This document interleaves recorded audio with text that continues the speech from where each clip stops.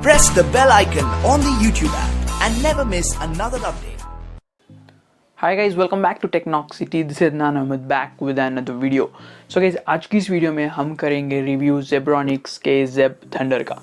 तो गाइज ये एक बजट हेडफोन है जो कि अंडर 1000 आपको मिल जाएगा. बहुत ही चीप है और थोड़ी बहुत रेपुटेशन भी थी इसकी, मुझे पता नहीं किस तरह से, क्योंकि मैंने रिव्यूज़ भी चेक किए थे. थोड़े रिव्यूज़ अच्छे थे या पता नहीं कि वो फेक थे या फिर पेड थे. तो आज की इस वीडियो में हम करेंगे इसी हेडफोन का रिव्यू. तो चलिए वीडियो स्टार्ट करते हैं.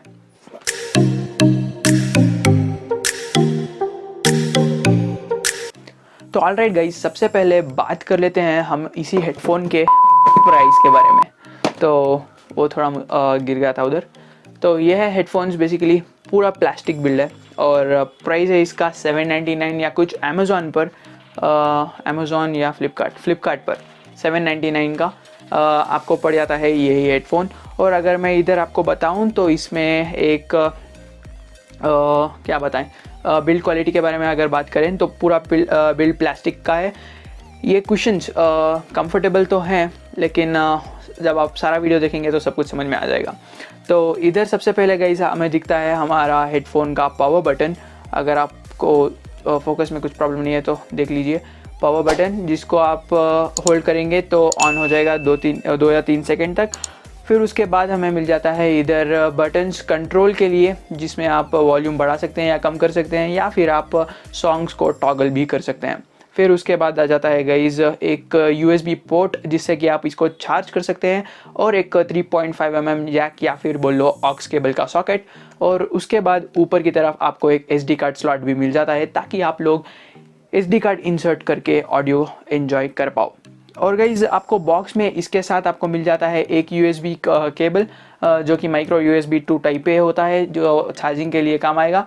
फिर उसके साथ आपको मिल जाता है ये वाला ऑक्स केबल. आपको लेंथ भी दिखा देता हूँ, तकरीबन 1 मीटर का ऑक्स केबल मिल जाता है. फिर वो ऑक्स केबल गाइज जब आप उसको लगा कर यूज़ करेंगे तो अगर आपके पास बैटरी नहीं है या फिर आप लेटेंसी थोड़ी कम करना चाहते हैं तो यूज़ कर सकते हैं. और अब हम लोग बात करेंगे मेरे एक्सपीरियंस के बारे में.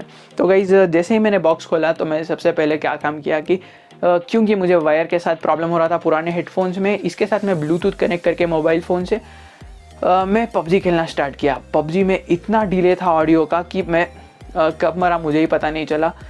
सब कुछ गेम ही ख़त्म हो गया. फिर उसके बाद मुझे M4 की गोली की आवाज़ आ रही थी. तो इतनी गंदी ब्लूटूथ क्वालिटी है.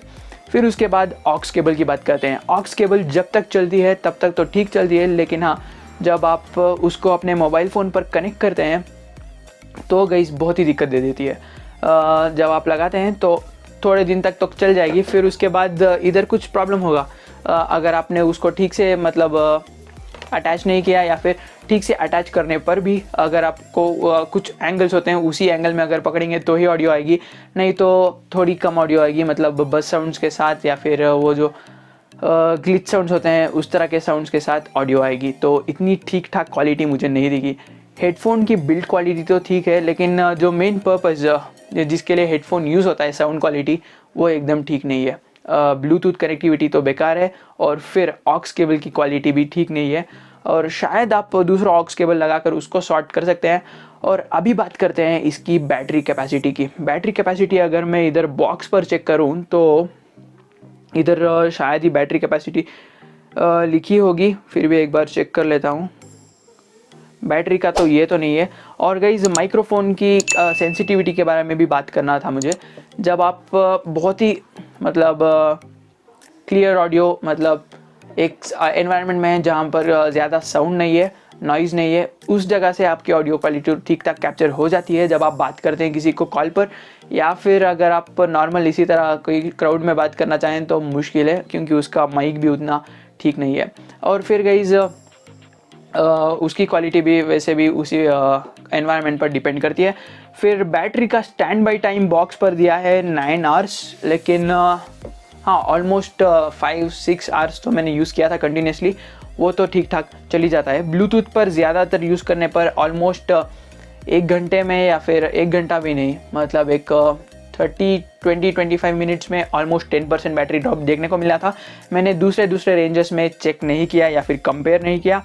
फिर उसके बाद आता है गाइज माइक्रो एसडी, वो तो बात कर ली। एडजस्टेबल हेडबैंड भी एडजस्टेबल है, आप देख सकते हैं।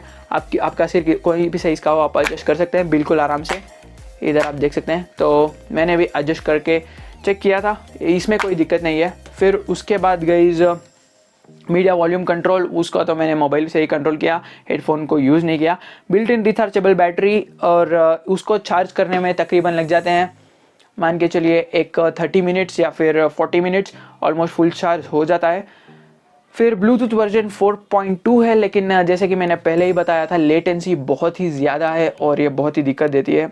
और वायरलेस रेंज 10 मीटर्स तो मैंने ट्राई नहीं किया, क्योंकि 10 मीटर्स तो आराम से सब चीज़ भी आ जाती है और 10 मीटर्स का इतना फ़र्क नहीं है। और ड्राइवर साइज़ 40 mm, उसका क्या यूज़ है, मतलब आपको बस जानकारी है वो उधर 40 mm। फिर speaker impedance 32 ohms, frequency response 40 hertz to 20 kilo hertz, sensitivity, charging time 1.5 hours लिखा हुआ है, लेकिन ऑलमोस्ट 60% तक आपको 30 या 40 मिनट्स में हो जाती है। फुल चार्ज का तो मैंने चेक नहीं किया। प्लेबैक टाइम 9 आवर्स, वो डिपेंड्स ऑन स्टार मार्क के साथ है तो कुछ दिक्कत है उधर। और फिर stand by time 600 hours, talk time 9 hours, microphone impedance वो सभी आप जानकर क्या करेंगे। और नेट वेट 142 ग्राम्स। तो गाइस क्या आपको ये वाला हेडफोन लेना चाहिए या फिर नहीं, तो बात करते हैं कंक्लूजन की। तो गाइस बेसिकली अगर आप मार्केट में देखें तो आपको बहुत सारे मिल जाते हैं।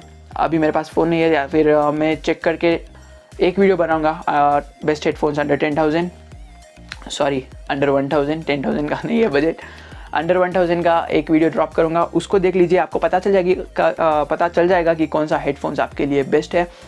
या फिर अगर आप चाहते हैं कि TWS ईयरफोन्स या फिर ईयरबड्स के बारे में बात करें तो उसका वीडियो भी बना दूंगा। अभी के लिए बस यही था इसका रिव्यू। अगर आपके पास 800 का बजट है तो आप दूसरे ब्रांड्स भी चेक कर लीजिए, इसको मत जाइए क्योंकि उतना, लेकिन इधर अब जब रिव्यू में हम बात करें तो इसकी प्राइस रेंज भी बात करनी पड़ेगी, क्योंकि अंडर 800 आ रहा है, 799 का है हेडफोन। तो मोस्टली आपको बेहतर हेडफोन्स मिल जाएंगे, या फिर अगर आप अंडर 800 चूज़ करना चाहते हैं तो बेटर आप एक ईयरफोन ले लें, या फिर एक या बस वही आएगा। तो देख लीजिए, अगर आपका बजट बढ़ सकता है, अगर आप 1,500 तक जा सकते हैं तो आपको दूसरे हेडफोन्स के चॉइसेस मिल जाएंगे। बस इतना ही था आज की इस वीडियो में, यही था Zebronics Zeb Thunder का रिव्यू। मिलते हैं अगली वीडियो में, तब तक के लिए सब्सक्राइब कर लीजिए चैनल को। Until then meet you in the next one. Thanks for watching, good bye.